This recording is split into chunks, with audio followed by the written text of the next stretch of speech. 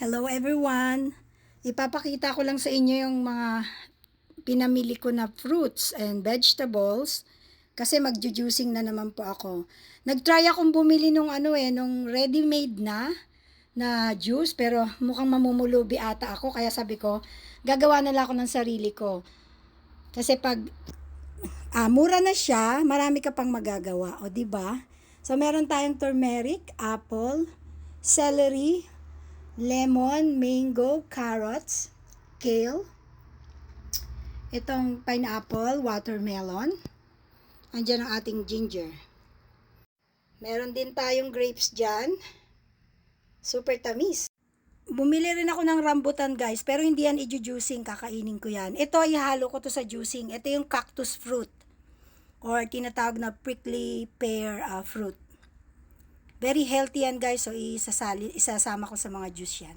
So yun guys, sabi nila, matrabaho yung ginagawa mo Totoo guys, ang dami ko nitong hugasan. Ayan, kahuhugas ko lang yan, hinugasan ko with baking soda. Ang tagal, tapos patutuyuin ko, hiwain, balatan, and then i-juicing ko siya. Marami kong hugasan. Totoo po yan, marami pong process talaga pag mag-juicing kayo, matrabaho. Pero come on, 'di ba? Para sa sarili niyo 'yan. Nakakapag-cellphone nga tayo ng mga nakakanood nga kayo ng mga movie or nagse-cellphone ng ilang oras, pero yung 2 hours lang na ilalaan niyo for juicing pinanghihinayangan niyo. Yun yung mali sa tao na ayaw nilang gastusan yung katawan nila, pero pag bumibili sila ng mga damit, mamahalin.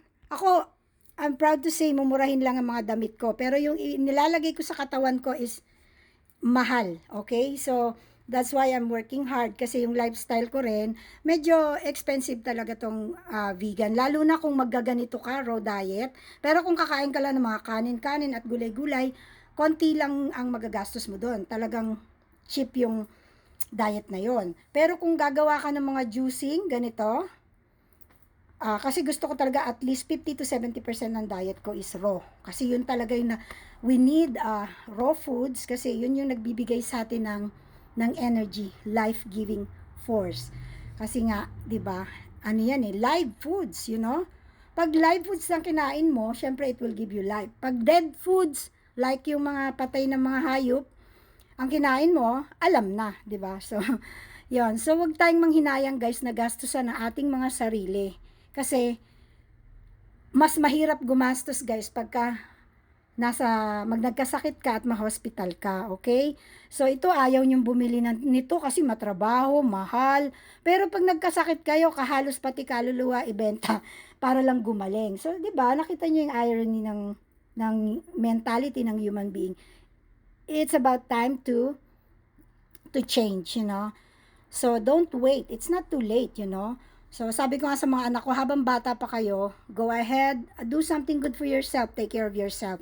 Ako kahit ganito na edad ko, hindi naman ako napapagkamalan talaga sa edad ko. 10 to 20 years younger ang akala nila. Kasi nga, it's because your diet, you know. So, yan, nakita niyo yan, living foods, electrolytes, yung mga pagkinain nyo yan, bioavailable agad yung mga nutrients niyan.